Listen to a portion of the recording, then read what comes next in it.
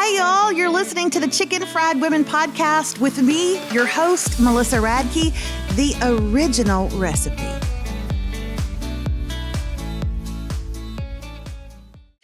Hey, you guys, welcome back to Chicken Fried Women. I'm your host, Melissa Radke. Dr. Derek Shepard is here as always, and we are doing our follow-up with Liz Bohannon. And I'm so glad that you're here. But listen, if you're like, oh, I missed the last episode, that's okay. I'll just catch Melissa's new episode. Trust me when I tell you, you're going to want to go back and listen to everything Liz was saying in the first episode, because this is a follow-up. We're building something here. And what we're building is community and friendships and love and lives. And I loved what she had to say. I'm challenged by what she had to say. Here's the rest of it just for you. In my head, I was thinking about when I went to another country. We went with, World Vision or something like that several years ago. And you do come home and you go, oh, they're a third world country and we're not a third world country. And it's so tragic for them, but it's not tragic for us. But I love the fact that what you're saying is I went to this country and I realized, oh, this is so tragic for me because they're doing something really right that we're not doing. Mm-hmm. Mm-hmm. So how do you, in the topic of what we're going to talk about today, the women that are listening, how do we need to be intentional with our Chicken Fried Women, with our tribe, with our group, with our besties, with whether it's our Sunday school class or the ladies in our Bible study or those girls that live on our college dorm hall. How do we create community and intentionality with them? Well, I'm so glad you asked. I have 4 steps. Spoken like a true mother. I'm glad I have you 4 asked. steps. I have a PowerPoint presentation that I'm happy to pull up because here's the thing. I am somebody who, I'm not very interested in rules when it comes to like obeying rules, like, I don't know, about just like kind of more superficial rules. I'm always like, I think it's a suggestion that you can't park there. That feels like a little bit oppressive. Like we're going to try. Yes, I think it's frowned upon. So when it comes to that type of rules, I'm like, can't be bothered by them. I find myself very deeply drawn to what I would call the rules of life. Mm-hmm. And kind of thinking about like when I look at somebody living a good, healthy, mutually beneficial, fruitful life, what are the rules that are like guiding them? And so I have a lot of rules for my own life. How fast I should drive or where I should park are not some of them. Mm-hmm. But I say all of that to say this is kind of goes back to my observations that I made living in all of these different countries. And I identified really 4 things that I think drive community and connection. The first one is kind of around this concept of initiation and moving from being a consumer of community and friendship to a creator. Ooh.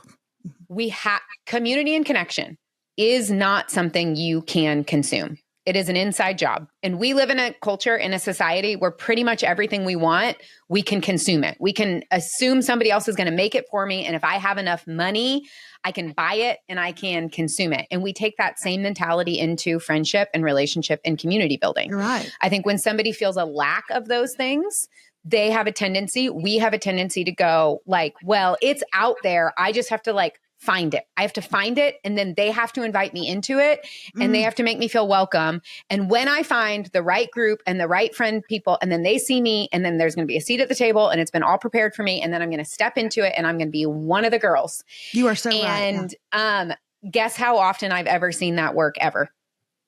0 to none. 0 to none. That is not how friendship and community work. The only way to benefit from friendship and community is to be a creator of friendship and community. That's right. And so moving yourself from kind of this like passive, like other people have it, they must be lucky, like maybe I'll stumble upon it or it's on somebody else. Like I think we've seen more of like, it's like you do it for me. Like we look at the leadership of whatever it is, my school, my church, my sorority. I was just on a college campus speaking last week and this gal came up to me and she is like the president of her sorority. And she's just like, I'm trying so hard to create community and connection. And I feel like the girls in my sorority are just constantly looking at me being like, do better. And I was like, yeah, you have a consumer versus a creator mentality problem. Yeah. And like what you've got to focus on is like, you can't create it for them. They have to understand you can set the stage You can kind of like design the living room to be a great setup for a party, but like at the end of the day, the people have to come and they have to engage. Mhm. So the first is just seeing yourself as a creator. The second is consistency and commitment. Mhm. Consistency and commitment. I have never been a part of a community or a friendship that has been beneficial and has lasted, more than a short amount of time without there being a pretty explicit high commitment level of consistency in engagement. Mhm. The problem that I experience in American culture is that we wait to feel feelings like trust and like connection. It's like, okay, well, once I find my bestie, obviously I would hang out with her once a week. Like once we have all the inside jokes and once I know I can trust her with all of my stuff. And once we have all of these, shared experiences, then I would totally commit and I would be really consistent. But then that's the what comes first, the chicken or the egg debate. This is right? it. So this is where we have to completely shift to go, the trust and connection that you long for, that is not a prerequisite for consistency and commitment. It is actually an outcome of consistency and commitment. You invest ahead of your friendships.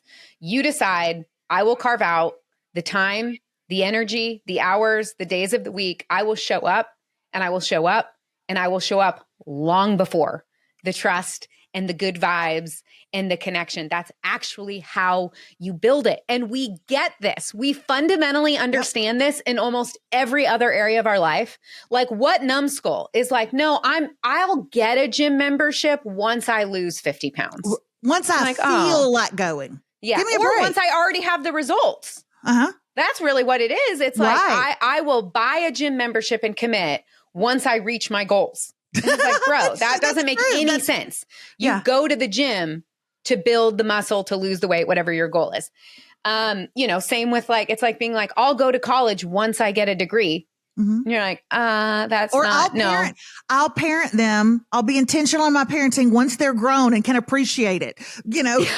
Well, we should have started a long time ago. Yes. And so we have to understand that friendship and community and connection are like literally every good thing in our life. It just takes, you invest ahead of the results. Right. And that investment is what gets you the results. And we know, listen, the social science tells us, it's not a mystery.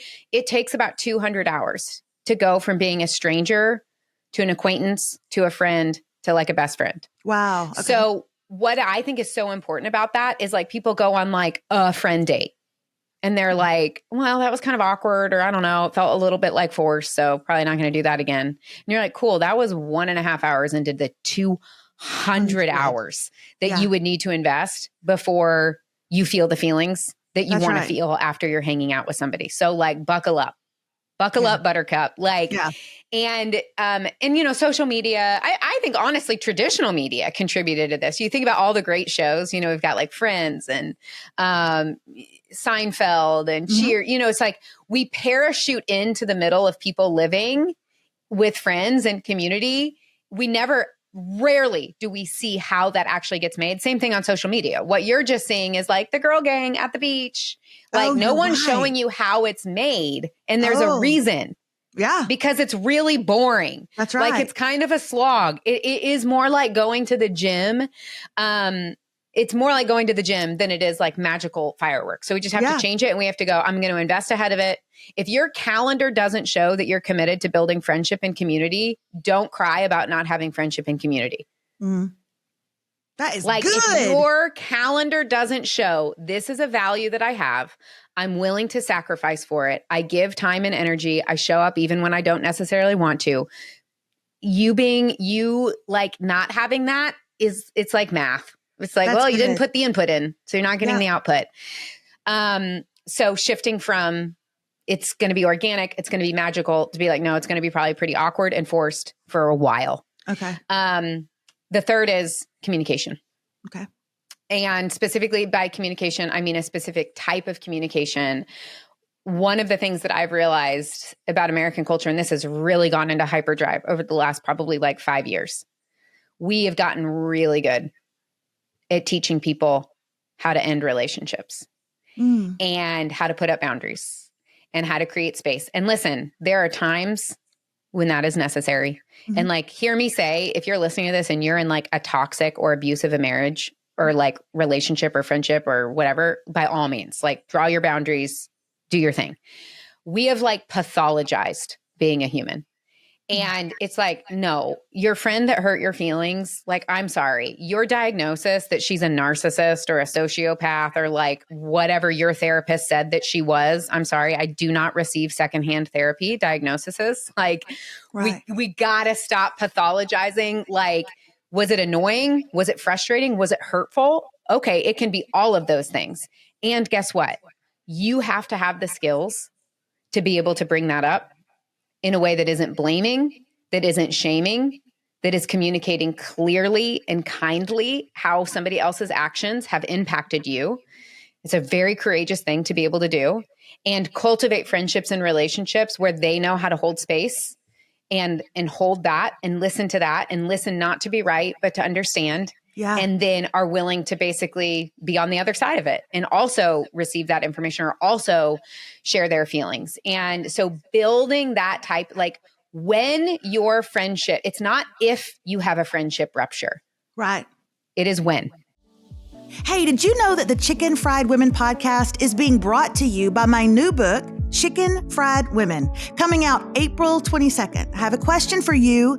Have you pre-ordered it yet? Go to Amazon.com or wherever you buy books and order one for you and your bestie and your mom and your college roommate. You get what I'm saying. That's all I'm going to say. Okay.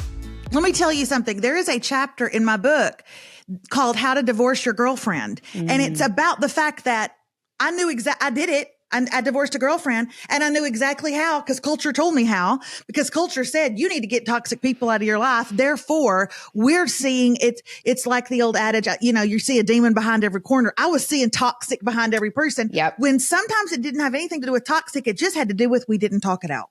We didn't talk it out. And so we divorce people in our lives. We have these people that we have commitments to, we've done life with. And we just divorced them because they planned their baby shower on the same day as our daughter's birthday. And they knew that was important to me.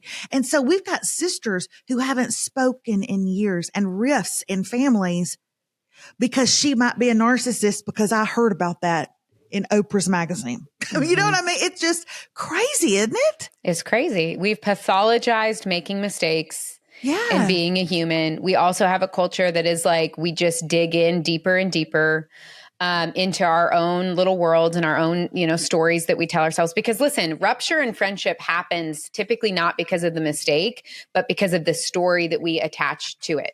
Mm-hmm. So, it's not that she planned her shower on the day of the birthday party. It's like, okay, what's the story you're telling yourself about that? The story you might be telling yourself is she's a narcissist. She knew. She did it on purpose. She cares more about her life and her family than she does about me. And that makes her a toxic person. Yep. Okay. That might be a story that is true. Mm-hmm. But like my experiences, 95% of the time, there's another story. That's right. There's something else. And actually what the story is that she completely forgot about that conversation. That's right. She also just found out that, whatever, her credit card bill hit and she's in debt and she's super stressed out. And also her mom got a cancer diagnosis and she is literally just hanging on for dear life. And like, yeah, she forgot about your daughter's birthday party. And like, does that suck? Is that a mistake? Sure. Does that make her a toxic narcissist? Like, Lord Jesus, right. I hope not. Or like, that's who I am, right? Like exactly. We all make mistakes. Mm-hmm. And so we have to cultivate friendships. And this was kind of part, even going back to my experience in college with these girls, it was like, we have to assume that rupture is going to happen so that when it happens, we kind of have a plan for it. We have a plan for it. We have a way of talking about it. We have a way of engaging it. Maybe we've actually set aside time that's just anticipating. It's like on my Monday night meetings, it was like, I think we're going to piss each other off. We should have a time and place to talk about that. And even just that normalizes it. And here's what people don't understand. We are terrified of rupture in relationship. We would rather ghost somebody. We would rather name them or, pathologize them, get all of our friends on our side than just going to them and seeking repair. And the thing is about relationships, it's like actually the trust and support and commitment that actually makes us feel psychologically safe in friendship is on the other side of the rupture and repair cycle. It's on the other side. Like you will reach a cap to how much you can trust someone until you experience some sort of rupture and then go through the repair process. It's like your muscles breaking down during exercise, right? Yeah. Like we want to get stronger, and we know that actually in order for our muscles to get stronger, they have to break and then they have to like grow back together. And in the process of growing back together, they actually become stronger. And so I am just really passionate about like, I think we've got enough education on how to ghost people, how to divorce people, how to boundary people out of our lives. Can we be just as passionate about going, but when humans are just being humans and we miss the mark and we hurt each other's feelings? I had one of the most powerful, so I live in a commune now. Fast forward to my social experiment. So I live in kind of a modern day village, if you will. We live in a city, normal adults. We have like normal jobs. We drive cars. We send our kids to school. But we've really designed our life around community and connection and living in proximate relationships. And so you can imagine the opportunities for rupture are greater because I literally see my best friends every day. Okay. And I was at a birthday party, one of the little kids in the neighborhood, and my kid was just being a turd alert. I mean, just total turd. And in a way that is actually kind of tender for me. And I have some insecurities around it. And I had gone inside to deal with him. And then I walked outside and I heard one of my best friends say something to one of my other best friends. It wasn't even that bad. It wasn't like she was name calling him, but it was just kind of like a little bit piling on to the fact that he was being a turd. And then I saw her look over and she saw me standing there. And it was just that awkward, like she got red and flustered and I got red and flustered and I wanted to cry. And then she kind of tried to pretend like it didn't happen and the whole deal. And we're at a birthday party, right? Wow. And so I'm like, oh gosh, I just feel so tender about it. And we're walking home from the birthday party. We literally live next door to each other. So we're walking back to our house, like together. And everybody else kind of goes inside the houses and I like pull her aside and I was like, hey, I need to talk to you about what I overheard you saying to Shandi at the birthday party. And she's like, okay, yeah. And I shared my like initial thoughts about it, the initial impact that it had on me. And then she looked at me and she said something that I will never forget for the rest of my life. I'm probably like a minute into sharing and I kind of pause. And she goes, will you keep going?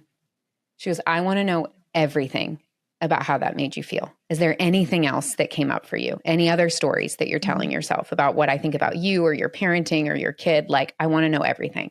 And I just started bawling because I'm like, to me, what that showed me in that moment is like my friend cares more about my feelings and how this whole interaction impacted me than she cares about making sure she gets her say and that she defends herself and that she doesn't look like a bad friend. Right. Wow. And all of my defenses in that moment, I just started bawling and I'm like, yes. And then it triggers this. And then I feel like this and And she was able, like the strength that she had to be able to hold all of those feelings, knowing that she kind of was the originator of that. And we both cried. And then, we both were sharing our feelings and we go through this entire like repair cycle. It takes 20 minutes, but it's hugely courageous. And it takes a lot of agreement about how we're going to have those conversations. But like my trust in my ability to bring that friend hard things 100x than it was before that rupture. Well, right? And also, man, she wasn't waiting for you to hush so she could come back with her response. She was inviting more of what you were saying. We call that around here with my friends, we call that the last 10%. We say, after we've done we've said everything we need to say, we will look at each other and say, but what is the last 10% that you're holding back? Give me the last 10%. And when you can have a conversation and give that last 10%, when you can have a conversation and have someone say, can you tell me more about that? Can you go deeper? Can you, why are you tender about this? You said you were tender about his behavior. Why? Like, oh man, that's so good, Liz. That's so good. And especially when it has to do with something like an infraction that you made, Yeah. So, and then this really does relate to the final point, which is just it's vulnerability. And vulnerability, I think, gets a lot easier when you actually have those communication skills where you feel a sense of like, I trust that we can have this hard conversation. It makes it a lot easier than to go into those more difficult things and to say, I believe that I can share this with you. And even if it rocks the boat a little bit, I really trust that we have the skills that we need to work through this hard or tender conversation and to not just survive it, but to come out on the other side feeling closer, like we trust each other more, like we know and understand one another more. And those, I would say, are the 4 things that lead to having a life marked by social health. I'm so appreciative to my husband who is producing this podcast and writing these down with a pen. He is back there writing them down. Thanks, because David. He knows me so well, and he knows, she's speaking Melissa's language. This is Melissa's love language right here. Thank you, David Radke, for writing those down. I get chills because I love women, and I love women who really want to make it work with other women, who just want their people. They want to find them. They want to, and it's possible. I know everybody that's listening, we live a little bit in a more isolated world because of technology. And so we can stay home and we can work remote and we can but I'm telling you, it doesn't have to just be the good old days where we had friends and we had dinner clubs. I mean, it's happening now. You just have to be intentional about it. You have to be the creator of it. I'm going to tell you one thing jumped out that my mother will say to me after listening to this podcast. She'll say, I tell you what, Melissa, I didn't hear one word she said after she said she lived in a commune. Now, I don't know what that means. You're going to need to explain that to me. Does she live on a marijuana farm? Because I know a lot of them do that. So tell your mama I wish. No, I'm just kidding. What does your life look like with your people? Yeah. So it literally looks like about 10 years ago, we had a vision for designing a life that was really marked by several different things: interdependence, communication, but proximity was really the bedrock of that. We kind of had this thought that all of the ideals of community and friendship and connection are going to be pretty difficult if we're seeing each other once a month and it requires a 30-minute drive. So we really started indexing and prioritizing on proximity. And so how that ended up playing out for us is we actually found like a dilapidated old house, by the way, in a neighborhood that none of us wanted to live in, that a developer had bought. And so we got in contact with the developer and we were basically like, hey, instead of building like one ginormous house, because it was like a decent sized lot, would you work with us to actually build 3 homes on this one lot? And so we built the beginning of kind of bestie row, 3 houses in a row. And then we've kind of just slowly been like accumulating houses in the neighborhood. And so now there's about 8 families that all live kind of proximate to one another and are really doing this kind of intentional community life together. 5 of the properties actually touch. And then there's like other little pods kind of like in the neighborhood. I love your social experiment. I love it. And just so you know, David Radke just walked up behind the camera and held up a sheet of paper that said, FYI, you and your mother live in a commune. And we do. I forgot. There's about 30 acres out in the country, and there's just houses where we can just go, hey, your kids won't get out of my house. So yes, we also live in a commune. So thank you, David. Nobody asked you. Okay. You read a book a couple of years ago that you cried and cried and cried when you went on vacation and you told everybody how good it was. Yeah. Do you remember what it was? Oh, what was it yes, called? I do. It was called Covenant of Water. The Covenant of Water. It was. I saw you talk about it on your stories. I went and bought the book. I read it. I told everybody about it. I couldn't believe you read it. It was so hard to read. I read the wrong book. I read the wrong book. I read a book called The Water Dancer. I was so mad at you. I've been mad at you for a year, and I wanted to tell you that. All right. Liz, I would buy a house that touched yours if I could. Thank you. This has been a challenge for all of us who want more out of life and friendships, and to know it's possible. I can't thank you enough. Thank you so much for having me. And thank you for what you are doing to cultivate community and connection and relationships and friendships. Thank you, girl. Bye. Let me tell you something. When you're doing a podcast interview with someone and they give you such vital information on forming relationships and holding on to them and the importance of them, that was an invaluable guest. I know that a lot of times we have stories that we share, but she has facts. She has truth and she has real, she's done the work, right? So she has really tangible things that we could hold on today. And I just wanted you to hear them so that would challenge you to invest in your people, in your chicken fried women. Do the work. Be the cultivator of that. I love you. Till next time. Thanks so much for being here today, where we get to talk about our friendships and our kinships and the stories that made us this way. Till next time.